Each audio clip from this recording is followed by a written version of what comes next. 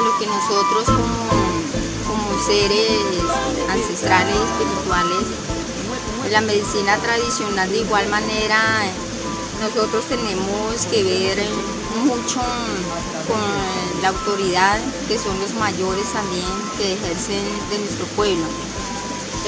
Cuando llegaron los mayores, de igual manera, dicen ellos, volvimos a florecer. Buenos días, eu chamaque pince, buenas tardes, eu chamaque cruz, buenas noches, wet you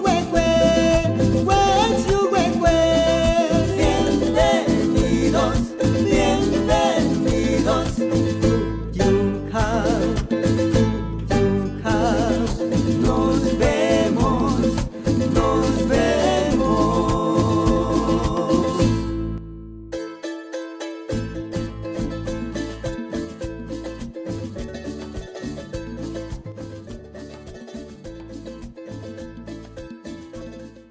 Desde muy niña iniciamos un proceso de recuperación de manera directa del territorio y a la edad de los 15 años fue asesinado mi padre Carlos Arturo Páez Giscano. Para mí mi vida fue marcada y un compromiso de lleno a seguir trabajando por recuperación de la tierra. Y en las mesas de diálogo a nivel del departamento, 2 años después, en 1989, entregaron ese territorio, hoy resguardo Paniquita, y desde ahí mi compromiso no es solamente con mí, sino con mi pueblo, con mi familia, con el entorno donde yo vivo.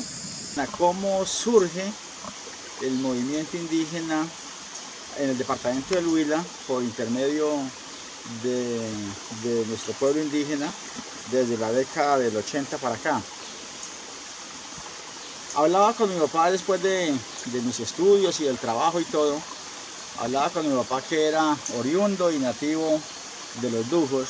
Los Dujos está situado sobre la margen derecha del río Magdalena, en donde hoy día prácticamente se encuentra Mercaneiva. Ahí el Antico, arribita de Mercaneiva, ahí es Los Dujos. Ahí están todavía los cimientos del caserío que hubo. Hay una finca que se llama al mismo nombre, Los Dujos, así quedó Los Dujos, y todavía las cercas allá estaban en cercas acuñadas en puro barro. Y entonces me comentaba papá, que era oriundo de ahí del resguardo ancestral, cómo habían perdido los abuelos de él unas tierras que ellos tenían en las orillas del río Magdalena. Me comentaba también cómo un hermano de él había naufragado, se había ahogado sacando leña ahí en el río Magdalena con gambia. Con el gambia es un gancho que hacen y con un lazo lo amarran y lo tiran cuando el río está crecido, y jalan las palizadas a la orilla para sacar la leña. Y entonces me comentaba pues, que de todas maneras lo que era el Caguán, lo que era el Pedregal, que hoy día lo llaman el Triunfo, lo que era los Ulacos, que hoy día es la Ulloa, y así sucesivamente me nombra un montón de nombres, que esos nombres son de regiones de acá del área del resguardo, como los Guásimos, Careperro, y menciona otros más. Y me dice que dentro de eso pues prácticamente habitaban familias indígenas, que se notaban pues por sus apellidos y por sus rasgos, sus características físicas. Y entonces me hablaba de los Nincos, de los Casaguas, de los Cachayas. Y bueno, surge ahí como una inquietud en base a cómo se había perdido las tierras del resguardo indígena y cómo hoy en día pues estaban en caseríos, pero también estaban en manos de grandes terratenientes. Y es así como en la década de 1980 pues nos desplazamos nosotros ahí al corregimiento del Caguán, y desde ahí comenzamos como a mirar esa situación, a hablar con el uno, con el otro, Luego por esa época pues ya se escuchaba por radio también el tema de la recuperación de las tierras de los indígenas de la comunidad de Quijao, de Tinajas, en el departamento del Tolima, en el sur del Tolima, exactamente en Natagaima, también sobre las orillas del río Magdalena. Y seguimos motivados, averiguando, charlando con mi papá. Posterior a eso, en vista de que en el corregimiento del Caguán pues estaba creciendo y la población nativa, a los paeses, los casaguas, los cachayas, los nincos, ya tenían familias grandes y no tenían casita donde vivir, pero allá en unos territorios todavía en común. Entonces se decidió aprovechar un terreno de esos del común que había y comenzar a construir unas viviendas. Se inició ese proceso de construcción de esas viviendas en esa tierra en común. Pues a los pocos días resultó que esa tierra en común ya no era común, sino que ya tenía, aparentemente y supuestamente ya tenían un dueño. Pues que es que una junta de acción comunal de esa época había entregado o había vendido esos terrenos de la comunidad, que eran de los indígenas, y a una cooperativa que se llamaba El Minuto de Dios. Claro, ya teníamos como 100 y pico de casas ahí construidas. Esa construcción se hizo de manera comunitaria. Una familia aportaba una gualbe, la otra familia aportaba jornal, otra familia aportaba puntilla, y así sucesivamente, todo un trabajo muy solidario, muy comunitario. Y se construyeron 100 y pico de viviendas. Ya habían varias viviendas terminadas, y esa cooperativa, El Minuto de Dios, puso una demanda. Vino una inspección de policía en esa época, y con policías y con maquinaria, y la víspera de hacer la tumba de todas esas viviendas, de todas esas casas, hubo gente pues mala, metieron candela, quemaron como 5 ranchos. De esos 5 ranchos que quemaron, pues alcanzaron también a perjudicar unas familias indígenas de apellido Tobar. Quemaron 2 niños, uno pues se murió, el otro quedó remendadito, vive todavía hoy día, ya es una persona adulta.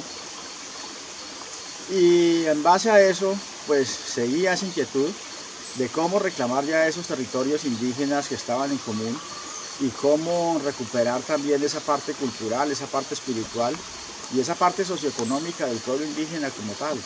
Paniquita, paniquita, ese nombre llevarás, pregonando la historia a la nueva generación de los seres que lucharon por tu recuperación, de los seres que lucharon por tu recuperación. Se funda el Cabildo Indígena del Caguán el 15 de octubre de 1983.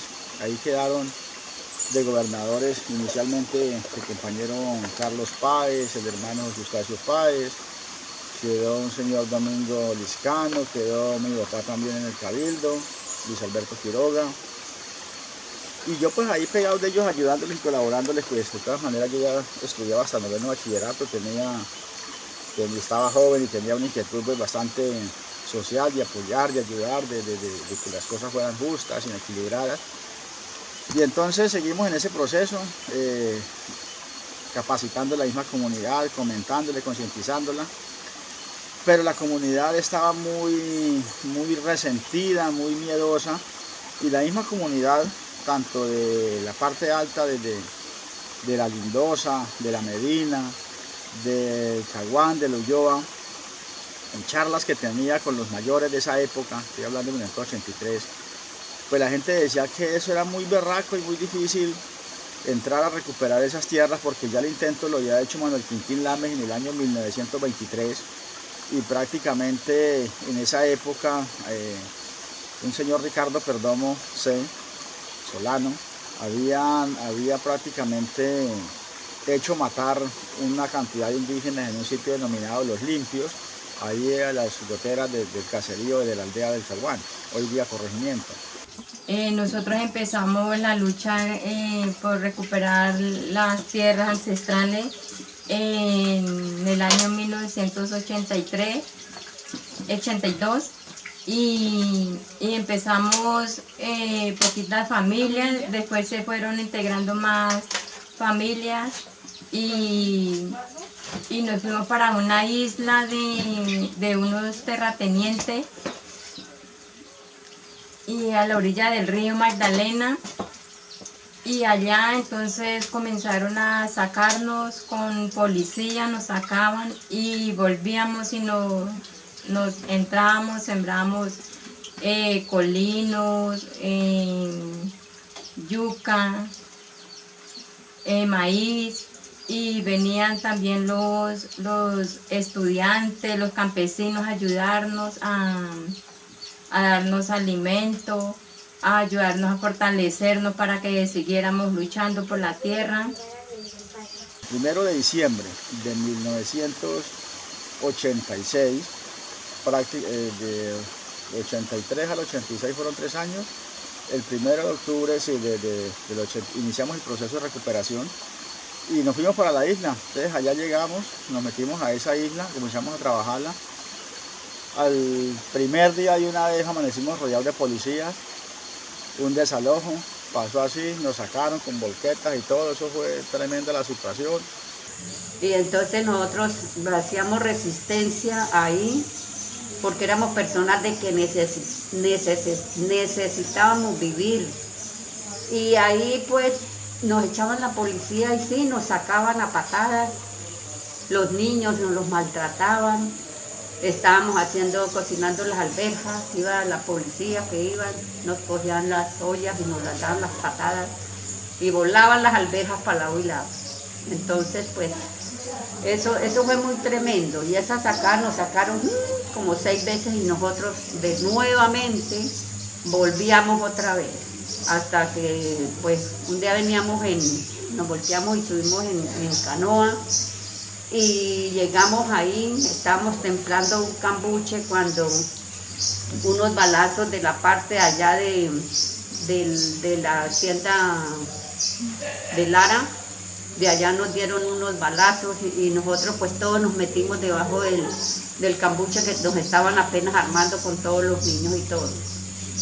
Bueno, luego posterior a eso, el primer lanzamiento viene, nos volvemos nuevamente, nos reorganizamos, al segundo día volvemos otra vez, nos metemos a la isla. Y pues claro, éramos 45 familias. Cada entrada que hacíamos, pues íbamos rozando, íbamos organizando, íbamos limpiando. Y vuelve otra vez el segundo lanzamiento y nos sacan nuevamente, nos volvemos otra vez. Y así prácticamente en el transcurso de 15 días me hicieron 7 lanzamientos de esa isla. Ya el último lanzamiento que nos hicieron sí fue fuerte porque sí fueron con perros, con policías, los mismos trabajadores. Y eso era llegando y eso era pasando de una vez con las chocitas que íbamos haciendo, en palmicha las hacíamos, en cauchos, en maletas, en lo que hubiera, en pindo, porque había harto pindo en la orilla del río. Y pues prácticamente, claro, eso le metían candela y eso era lo más de sabroso. Y ya lo último, ya nos hacían encerronas para cogernos, entonces nosotros salíamos por el mismo río de Huida. Y pues la cosa se fue tornando complicada porque pues la policía se iba detrás de nosotros. Y pues nosotros nadábamos y nos les perdíamos allá en el río, en el agua, y ellos se metían, y entonces pues que se les caían los aparatos esos que llevaban, las armas, se mojaban, bueno, eso se formaba un desorden ahí entre ellos, y entonces en esa parte fue como bastante complicado, y pues iban fichando compañeros, quienes eran como que los que más empujaban el proceso, bueno, toda esa vaina. La situación de inseguridad se fue complicando para nosotros, la población indígena. Entonces ya el octavo lanzamiento, o sea, el séptimo lanzamiento que nos hicieron, volvimos y nos metimos. Entonces ya no entramos como entrábamos el otro día que entramos, era por los correros, por el río Arenoso abajo. Entonces ya entramos fue por el mismo río, entonces ya contratábamos canoas abajo y al principio pues no teníamos los recursos, ya lo último pues la gente misma nos apoyaba, nosotros le dábamos la gasolina y ellos entonces nos prestaban la canoa, iban y nos dejaban allá a las 8, 9, 10 de la noche. Y amanecíamos otra vez allá en las islas y hasta que en el 9º lanzamiento, eso fue una cosa bien complicada porque pues en el 9º lanzamiento prácticamente hubo una persecución bastante grande.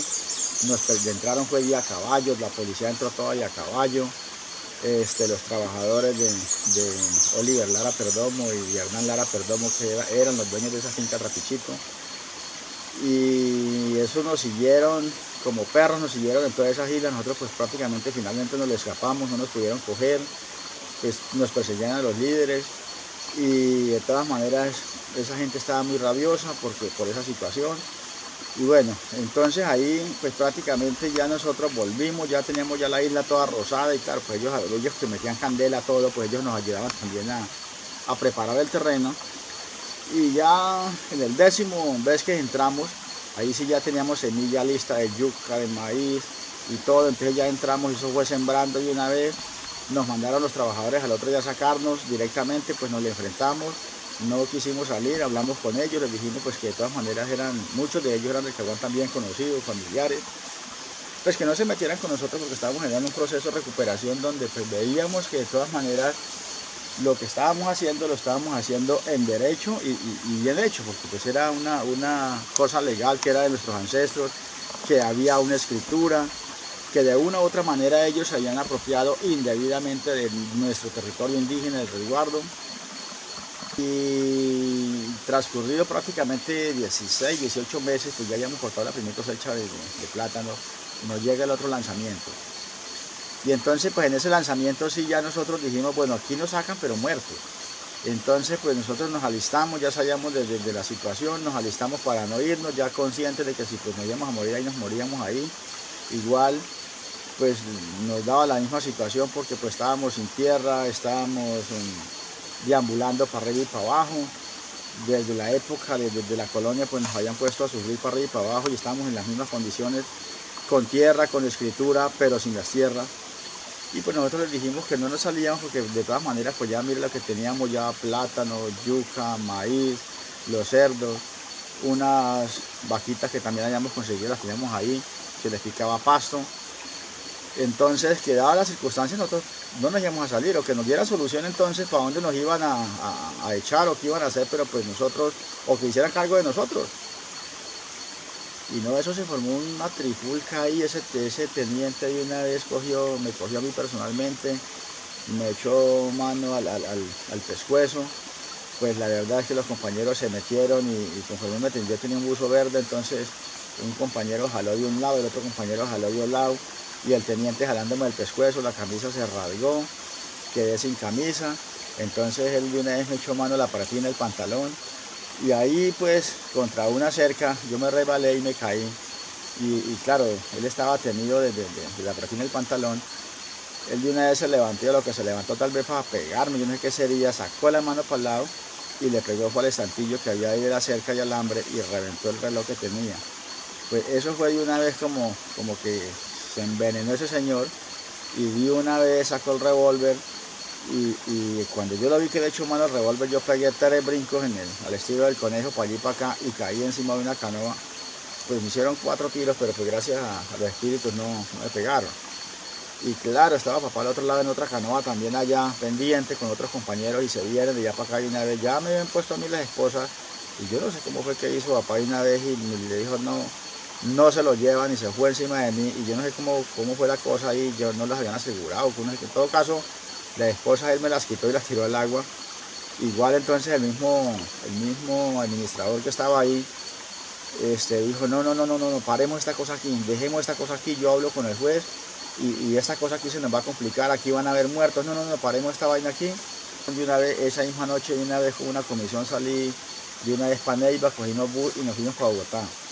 Hicimos la denuncia en derechos humanos, en amnistía, en esa época funcionaba mucho Amnistía Internacional y a nivel de las embajadas, ya surgió el Plan Nacional de Rehabilitación, entonces ya entró mucha gente ya a nivel de gobierno como a ponernos cuidado, como a prestarnos atención y en esa misma medida pues prácticamente ya en medio de todo pues se comenzó a dar como una luz de esperanza para la recuperación de resguardo. Hasta el 22 de octubre de 1987, que es cuando, en medio de esa quietud que pensábamos que ya no iba a pasar nada, es cuando masacran al compañero Carlos Arturo Páez, a la compañera Luz Estela Martínez y al compañero Nevardo Fernández y al compañero Salvador Ninco Martínez. O sea, Salvador Ninco pues era el secretario, era jovencito, y el compañero Carlos pues era también joven, tenía 39 años, era el gobernador de nuestro pueblo indígena en esa época. Las compañeras mujeres de la comunidad, unas jóvenes y unas adultas y miembros de la comunidad, entonces pues nos amarramos prácticamente ahí en las columnas de la iglesia catedral de Neiva El señor obispo en esa época, de apellido Peralta, sale ahí a hablar con ellas y nos trata pero mal, como perros, y prácticamente pues nos dice que desocupemos, que eso no es para eso, que no sé qué tal. Y la comunidad pues también pues parados con el sentimiento cruzado, porque pues ese día antes se habían enterrado los compañeros y no hubo, o sea, no hubo pronunciamiento realmente de ellos ni nada, y en lugar de prestar un apoyo humanitario al menos, pues no lo hicieron. Y dadas las circunstancias, pues ahí se estuvo la comunidad con candados, todos ahí amarrados, las llaves se sacaron para afuera, y pues se llamó la atención. Hubo una negociación entonces establecida con Procuraduría General de la Nación, con Defensoría, con Plan Nacional de Rehabilitación y Alcaldía, Asuntos Indígenas, y bueno, ahí se llegaron a unos acuerdos, y fue de ahí donde salió prácticamente donde cómo se iba a iniciar a devolver esas tierras del resguardo ancestral de los Tamas Dujos. Y entonces compran una finca en esa época, que la mejor finca ganadera del departamento del Huila, eran unos pastizales los berracos, llamada Villanora. Y entonces pues prácticamente nos dicen, bueno, pues ahí está en ese predio para que se vayan para allá, se les va a construir su resguardo y se les va a comenzar a devolver sus tierras.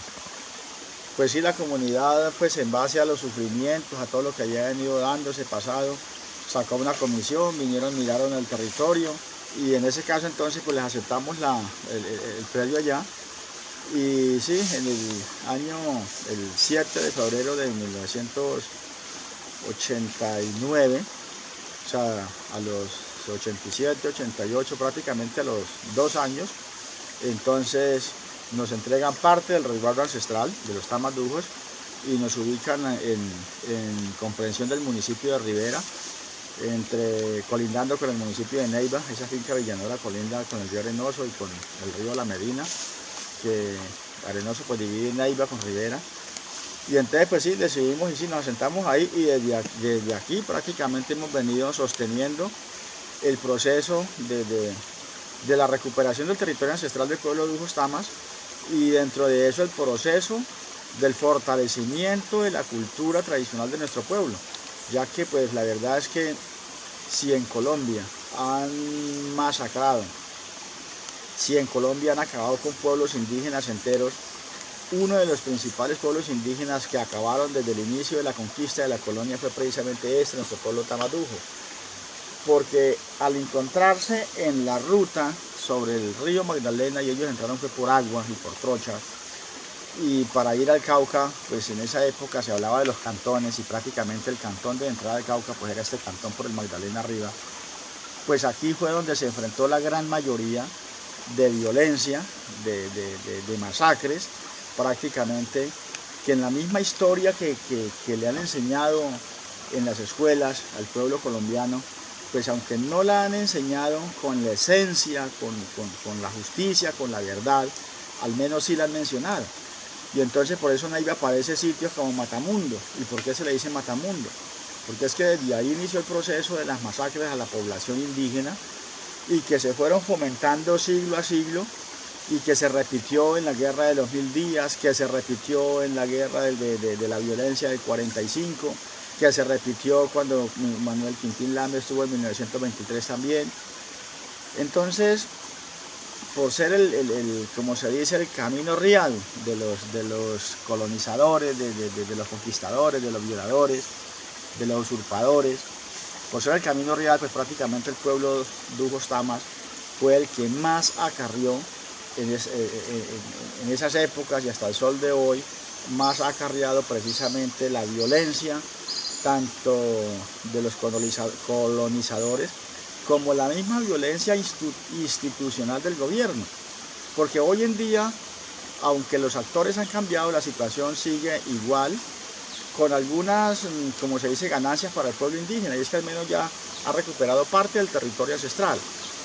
Pero cualquier situación que se presenta a nivel de la población indígena, los primeros que estamos a mano somos el pueblo Tama Dujos.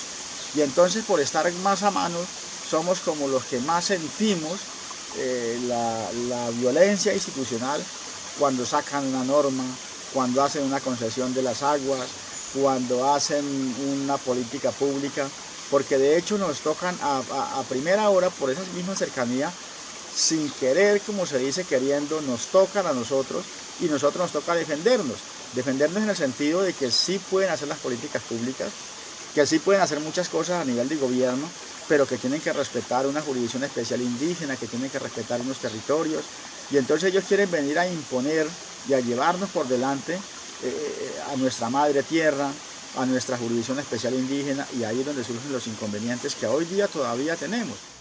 Pervivamos unidos, decía el compa Carlos, miremos la historia, decía el compa Carlos.